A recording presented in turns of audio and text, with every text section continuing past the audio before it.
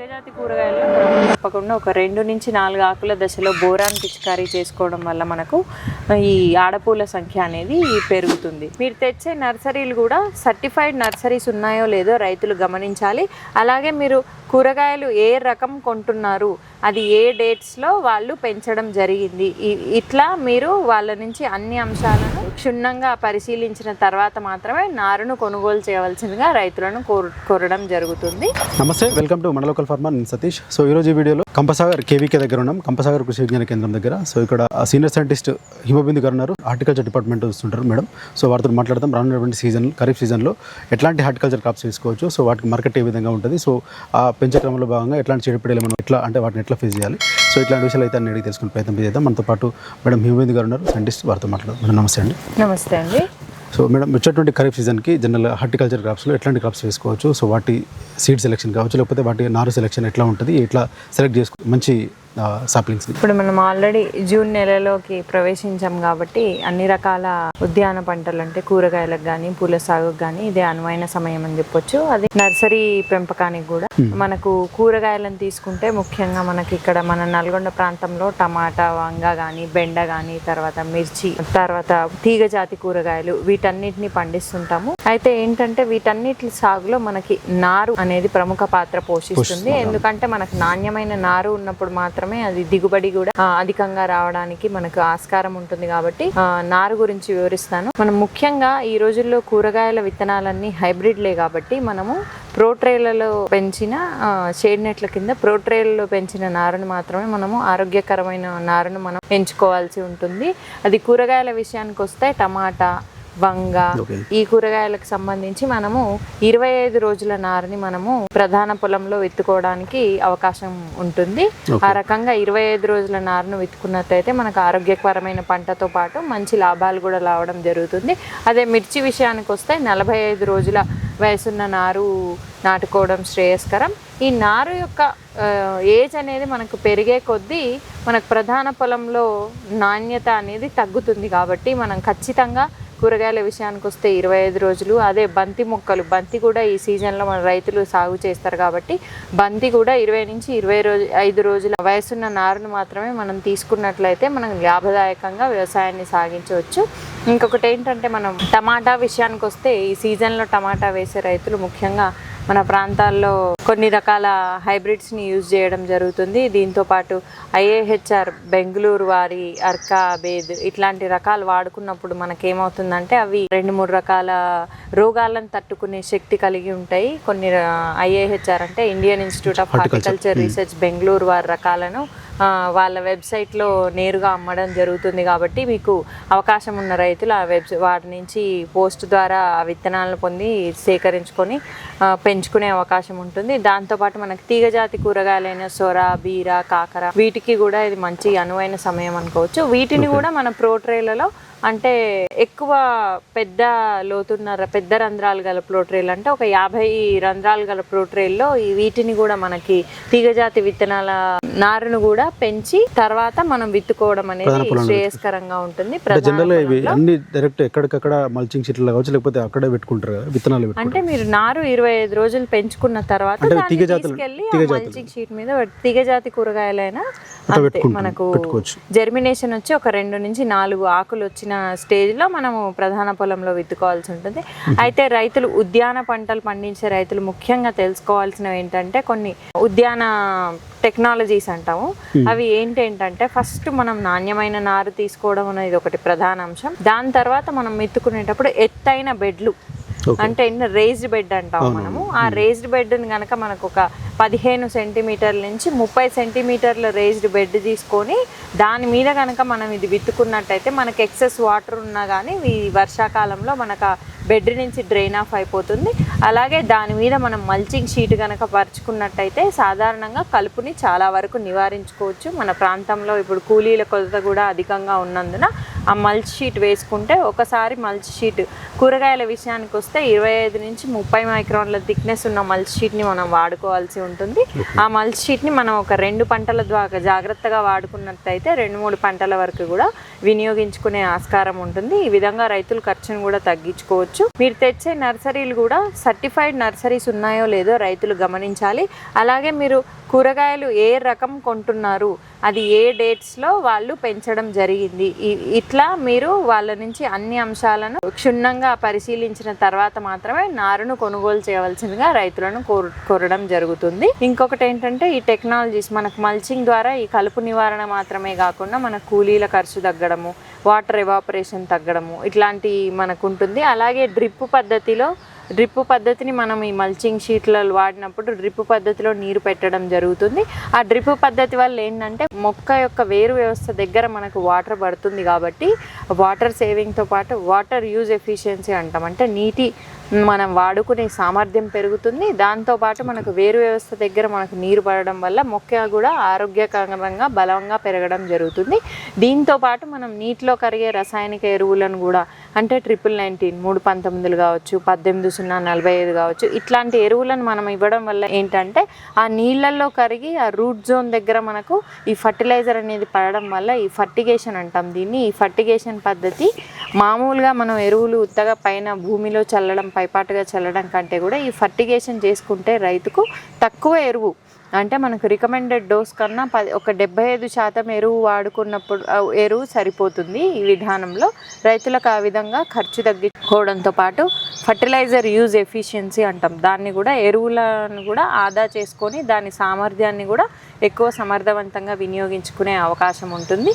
రైతులు ఈ రకాల డ్రిప్ కానీ, ఫర్టిగేషన్ కానీ, మల్చింగ్, ఎత్తుమడుల మీద పెంచడము, నాణ్యమైన నారు నాటుకోవడము ఇట్లాంటివి ముఖ్యంగా పాటించాలి. ఇంకొకటి ఏంటంటే మనం ఈ రోజుల్లో కూరగాయల సాగులో ముఖ్యంగా పాటించవలసిన ఇంకొక పద్ధతి ఏంటంటే సాధ్యమైనంత వరకు రసాయనిక ఎరువులకు దూరంగా ఉండడం. మనం అంటే అదే విధంగా సాధ్యమవుతుందంటే మనకి ఇప్పుడు పురుగుల విషయానికి వస్తే మనకు రసం పీల్చే పురుగుల నివారణకు పసుపు రంగు జిగురట్టలు కానీ, నీలి రంగు జిగురట్టలు కానీ ఇవి అమర్చుకోవడం వల్ల మనకు రసం పీల్చే పురుగుల వల్ల నివారణ ఉంటుంది.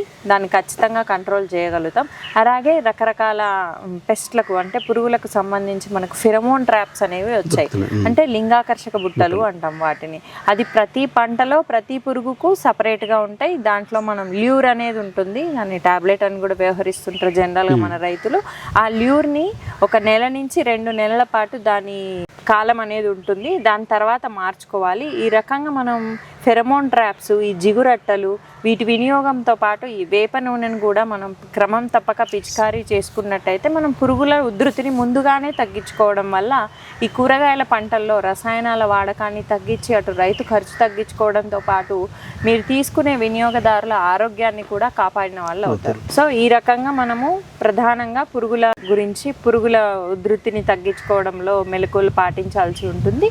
ఇంకా వీటితో పాటు మనకు అవసరమైతే మీరు వాడే రసాయనాలు ఏ పంటకి ఏ ప్రాబ్లం ఉంటుందో తెలుసుకొని ఖచ్చితంగా ఆ ఒక్క రసాయన మందును మాత్రమే పిచికారీ చేసుకున్నట్లయితే మనకు ఉపయుక్తంగా ఉంటుంది. దయచేసి ఇంకొక రైతులు గమనించాల్సిన విషయం ఏంటంటే మనం ఏ పురుగు మందు కొట్టినా కూడా దానికి ఒక వెయిటింగ్ పీరియడ్ అనేది ఉంటుందన్నమాట. అంటే ఇది కొట్టిన తర్వాత 3 రోజులు ఆగాలి, 7 రోజులు ఆగాలి, లేకపోతే 15 రోజులు ఆగి మాత్రమే మనము ఆ కూరగాయలను కానీ పండ్లను కానీ తినాల్సి ఉంటుంది.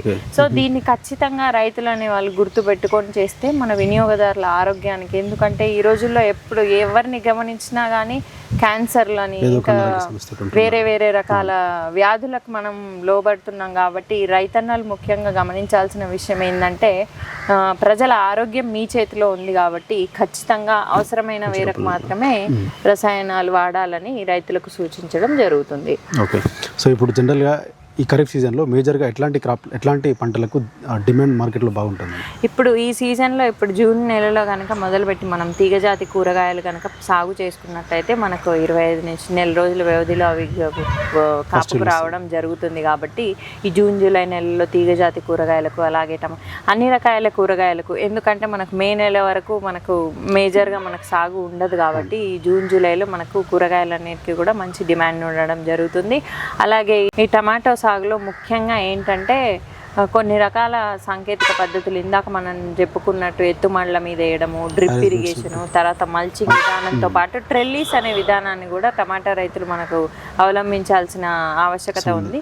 ట్రెల్లీస్ అంటే ఏంటంటే మనకు దానికి ఈ బెడ్ ఏదైతే ఉందో మనం వేసిన బెడ్కి అటు ఇటు గట్టిగా మనం ఐరన్ పోల్స్ కానీ కర్రలు కానీ పెట్టేసి ఒక జిఐ వైర్లు అటు ఇటు లాగి 2 వరుసల్లో లాగి దానికి మన టమాటో ఏదైతే కొమ్మలు పెరుగుతాయో ఆ కొమ్మల నుంచి ఆ వైర్లకి కనుక మనం టమాటాను కట్టుకొని సాగు చేసినట్టయితే ఏమవుతుందంటే ఈ మనకు కాపుకు వచ్చినప్పుడు ఈ కాయ అనేది నేలకు ఆనకుండా మనకు జాగ్రత్త పడడం వల్ల ఏమవుతుందంటే నేల నుంచి సోకే వివిధ రకాల శిలీంధ్రాల నుంచి పురుగుల నుంచి పంటకు రక్షణ ఉంటుంది. ఇంకేంటంటే మనకు గాలి వెలుతురు కూడా ఒక క్రమ పద్ధతిలో తగినంత రావడం వల్ల ఏమవుతుందంటే మనకు క్వాలిటీ కూడా కాయ క్వాలిటీ కూడా బాగుంటుంది. మార్కెట్లో కూడా మనకు చూడంగానే ఆకర్షణీయంగా కనపడడం వల్ల డిమాండ్ ఉంటుంది. ఇంకేంటంటే తీగజాతి కూరగాయలను ముఖ్యంగా మనం ఎక్కువగా పందిళ్ళ మీద సాగు చేస్తారు. అంటే ఈ మామూలుగా నేల మీద పాకిచ్చే పద్ధతికి పందిళ్ళకి డిఫరెన్స్ ఏముంటుందంటే ఇది ఈ మట్టికి ఎప్పుడైతే మనకు కూరగాయలు ఆనడం స్టార్ట్ అవుతాయో వాటి నుంచి ఎక్కువగా తెగుళ్ళు చీడపీడలు సోకే అవకాశం ఉంటుంది. ఇంకేంటంటే పందిళ్ళ మీద వేసుకున్నవి కూడా మనకు మంచి సైజు రావడము, మంచి దానికి ఆకృతి ఉండడము, మనకు ఫర్టిగేషన్ డ్రిప్ ఇవన్నీ మనం యూజ్ చేస్తాం కాబట్టి దానికి కాయల నాణ్యత కూడా మంచిగా ఉండడం జరుగుతుంది. తీగజాతి కూరగాయల్లో తీసుకున్నట్టయితే తీగజాతి కూరగాయల్లో క్రమం తప్పకుండా ఒక 2 నుంచి 4 ఆకుల దశలో బోరాన్ పిచికారీ చేసుకోవడం వల్ల మనకు ఈ ఆడపూల సంఖ్య అనేది పెరుగుతుంది. కాబట్టి తీగజాతి కూరగాయల్లో బోరాన్ పిచికారీ అనేది కంపల్సరీగా చేసుకోవాలి. ఇంకొకటి ఏంటంటే మైక్రో న్యూట్రియంట్స్ మనకు ఈ ఫార్ములా 4 కానీ తర్వాత ఈ IAHR వాళ్ళవి వెజిటబుల్ స్పెషల్ అని దొరుకుతుంది. అది 5 గ్రాములు లీటర్ నీటికి కలిపి కనుక పిచికారీ చేసుకుంటే మనకు NPK న్యూట్రియంట్స్తో పాటు మైక్రో న్యూట్రియంట్స్ కూడా క్రమ పద్ధతిలో అందడం వలన మనకి ఈ ఈల్డ్ అనేది బాగా రావడం, మొక్క అభివృద్ధి బాగుండి ఈల్డ్ బాగా రావడం అనేది జరుగుతుంది. తీగజాతి కూరగాయల విషయాలకు వస్తే ఇది. ఇంకా ఒకటి ఏంటంటే మనకి దసరా ముందు సీజన్లో మనకి గుమ్మడి కానీ దాని తర్వాత ఈ బంతి సాగును కూడా మన దగ్గర రైతులు చేస్తారు. అంటే డిమాండ్కి తగ్గట్టు మనం ఏ విధంగా క్రాప్ వేసుకోవాల్సి ఉంటుందంటే పండగ నుంచి ఒక 60 రోజులు వెనక్కి మనము చూసుకొని బంతిని నాటుకోవాల్సి ఉంటుంది. అది కూడా 20 నుంచి 25 రోజుల వయసున్న నారు నాటుకోవడం అయితే అది శ్రేయస్కరము. అది ఎక్కువ ఇల్లు రావడానికి ఉంటుంది. దాని తర్వాత ఆ నారు 60 రోజుల సమయం చూసుకున్నప్పుడు ఏమైందంటే మనకు కరెక్ట్గా పండగలు అంటే మనకు బతుకమ్మ సీజన్లోకి మనకు ఫస్ట్ ఫ్లవర్ కట్టింగ్ రావాలి. అలా తర్వాత మనకు పెద్ద బతుకమ్మ సైజు దసరా పండగకి సెకండ్ కట్టింగ్ వచ్చే విధంగా రైతులు ప్లాన్ చేసుకున్నట్టయితే మనకు అధిక ఆదాయం పొందడానికి అందులో కూడా అవకాశం ఉన్న రైతులు డైరెక్ట్ మార్కెటింగ్ చేసుకున్నట్టయితే ఇంకా లాభసాటిగా ఉంటుంది. ఇంకా దీంట్లో ఏంటంటే మనకు మొక్క ఎదిగిన తర్వాత ఫస్ట్ మొగ్గలు వచ్చిన తర్వాత దాన్ని తుంచేసుకోవడం చేయాలన్నమాట. ఈ పద్ధతి నిప్పింగ్ అంటారు. దాన్ని తుంచినప్పుడు ఏమవుతుందంటే మనకు ప్రధాన కాండం నుంచి పక్కన కొమ్మలు రావడం అనేది జరుగుతుంది. మళ్ళీ ఆ కొమ్మలు వచ్చిన తర్వాత వాటిలో ఆరోగ్యకరమైన ఒక 4-5 కొమ్మల నుంచి మళ్ళీ మనకు పువ్వు మొగ్గలు వచ్చినప్పుడు మళ్ళీ ఒకసారి తుంచడం వలన మనకు మొక్క ఆకృతి అనేది బాగా పెరిగి ఎక్కువ సంఖ్యలో పూలు రావడానికి కూడా మనకు ఆస్కారం ఉంటుంది. కాబట్టి రైతులు బంతిలో కూడా క్రమం తప్పకుండా ఫర్టిగేషన్ విధానాలు ఈ సస్యరక్షణ చర్యలు అవలంబించి ఈ డిమాండ్ ఉన్న సీజన్లో మనం బంతిని సాగు చేసుకున్నట్టయితే అధిక ఆదాయాన్ని పొందడానికి అవకాశం ఉంటుంది. ఇప్పుడు జనరల్గా గవర్నమెంట్ కూడా వరి తగ్గించి హార్టికల్చర్ క్రాప్స్ రమ్మంటుంది, అంటే పిలిపిస్తుంది, అటు సెంట్రల్ కావచ్చు స్టేట్ కావచ్చు. సో దాని గురించి ఏం చెప్తారు మేడం? ఎక్కువ వరి సాగు చేస్తారు, వాటికి నీటి అవసరం ఉంటే చాలా ఎక్కువ అవసరం ఉంటుంది. So at the same time El Niño effective ఉంటుందని చెప్తున్నారు. సో అట్లాంటి రైతులకు వరి సాగు నుంచి హార్టికల్చర్ పంటల వైపు రావాల్సిన అవసరం ఎంతవరకు ఉందంటారు? సో ఏమేమి చేసుకోవచ్చు వాళ్ళు? ఖచ్చితంగా ఉందండి. ఇప్పుడు ఏంటంటే మనకు వరి సాగులో మొత్తం గత 10 ఏళ్ళుగా తీసుకున్నట్లయితే మనకు 2,20,00,000 ఎకరాల వరకు మనకు మొత్తం పంట విస్తీర్ణం ఉంటే అందులో 1,20,00,000 వరకు మొత్తం ఇప్పుడు వరి సాగే ఉంది. అంటే ప్రధానంగా చాలా శాతం అనేది ఒక 57% వరకు వరి అనేది ఆక్రమిస్తుంది. మిగిలిన ఏవైతే మనకు పప్పు ధాన్యాల పంటలు కానీ తర్వాత కూరగాయలు పండ్లు కానీ వీటి విస్తీర్ణం అనేది గణనీయంగా తగ్గుతూ వస్తుంది.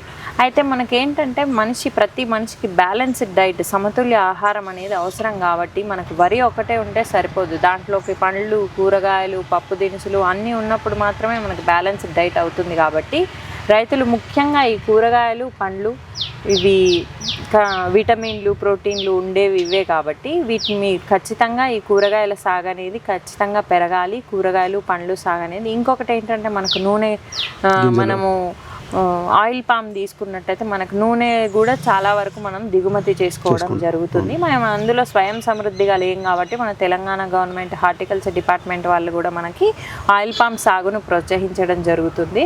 మనకు 1 ఎకరా వరికి అయ్యే వాటర్ని తీసుకుంటే 3 ఎకరాల ఆయిల్ పామ్ని మనం సాగు చేసుకోవచ్చు. దానికి కూడా ఎకరానికి ఒక 57 మొక్కలను పెంచి అది ఉద్యాన శాఖ వారే సబ్సిడీ కింద మొక్కలను కూడా అందించడం జరుగుతుంది. తర్వాత దానికి డ్రిప్ కూడా ఉద్యాన శాఖ నుంచే రావడం జరుగుతుంది. కాబట్టి ఇంట్రెస్టెడ్ ఫార్మర్స్ ఎవరైతే ఉంటారో ఖచ్చితంగా మనకు అంటే ఖచ్చితంగా నీటి సౌకర్యం అయితే ఖచ్చితంగా ఉండాలండి ఆయిల్ పామ్కి. మరియు ఇతర సస్యరక్షణ పంట మనం సాగులో తీసుకోవాల్సిన జాగ్రత్తలు ఇవన్నీ మామూలుగా ఉన్నా కూడా మనకి నీరు ఒక్కటి చూసుకొని ఆయిల్ పామ్ వేసుకోవడం అనేది రైతులకు ఇప్పుడు పంట మార్పిడి విధానం మనం పాటించాలనుకున్నప్పుడు ఆయిల్ పామ్ అనేది శ్రేయస్కరమైనది. అంటే ఒక రైతులు ఒక 4 నుంచి 5 ఎకరాలు వేయగలిగినట్టయితే ఇంకా బాగా ఉంటుంది. ఇప్పుడు మనకి కలెక్షన్ సెంటర్స్ అనేవి కూడా మనకు దగ్గరలోనే అందుబాటులో వచ్చాయి కాబట్టి ఖచ్చితంగా ఆయిల్ పామ్ సాగు అనేది కూడా ఇప్పుడు ప్రస్తుతానికి టన్నుకి 23,500 వరకు మనకు ప్రభుత్వమే బైబ్యాక్ పద్ధతిలో తీసుకొని రైతులకు అందిస్తుంది. కాబట్టి ఇది ఒక మంచి అవకాశమే అని చెప్పొచ్చు. Okay madam, thank you. Thanks. So ఇది హిమబిందు గారు చెప్తున్నారు. సో దాదాపు రానున్నటువంటి సీజన్లో ఎక్కువ కూరగాయలు కావచ్చు ఇతర హార్టికల్చర్ క్రాప్స్ వైపు వెళ్తే కనుక మంచి ఆదాయం కూరగాయలతో పాటు బంతిపూల సాగు కూడా చేస్తే కూడా మంచి ఆదాయం తీసుకోవడానికి అవకాశం ఉన్నట్టుగా కూడా మేడం మాటలో తెలుస్తుంది. సో ఎవరైనా రైతులు వరిని తగ్గించి ఇట్లాంటి హార్టికల్చర్ పంటల వైపు వస్తే కనుక ఇట్లాంటి మేడం చెప్పినటువంటి మెలకువలు అట్లాంటి సూచనలు పాటిస్తే కనుక మంచి దిగుబడి తీసుకోవచ్చు. దాంతోపాటు స్థానికంగా ఉన్నటువంటి మార్కెట్కి అనుగుణంగా కూడా మీరు పంటలు సాగు చేసుకుంటే కనుక మంచి ఆదాయం కూడా చూడొచ్చు అని చెప్పి కూడా మేడం మాటలో తెలుస్తుంది. సో ఎవరైనా ఇంట్రెస్ట్ ఉన్నటువంటి రైతులు యువకులు ఎవరైనా ఉన్నా కూడా ఫార్మింగ్ పైన బాగా ఇంట్రెస్ట్ ఉన్నటువంటి వాళ్ళు ఎవరైనా కూడా ఇక్కడ ఈ కంపసాగర్ కేవీకేలో కూడా ఆర్యానెట్ ట్రైనింగ్ ప్రోగ్రామ్ నడుస్తుందని చెప్తున్నారు. సో దాంట్లో నర్సరీ ఎట్లా ఎస్టాబ్లిష్ చేయాలి దాని గురించి కంప్లీట్ డీటెయిల్స్ కూడా ట్రైనింగ్ కూడా ఇక్కడ ఇస్తామని చెప్పి కూడా వారి మాటలు తెలుస్తుంది. సో అట్లాంటి ఎవరైనా ఇన్నోవేటివ్ ఫార్మర్స్ కావచ్చు ఇంట్రెస్ట్ ఫార్మర్స్ కూడా ఎవరైనా ఉంటే కూడా ఇక్కడ వీళ్ళని సంప్రదిస్తే దీనిపైన మరిన్ని వివరాలు అయితే ఇక్కడ తెలుసుకోవచ్చు. సో ఇది ఈ వీడియో, మరో వీడియోలో మళ్ళీ కలుద్దాం. అందరికీ నమస్తే.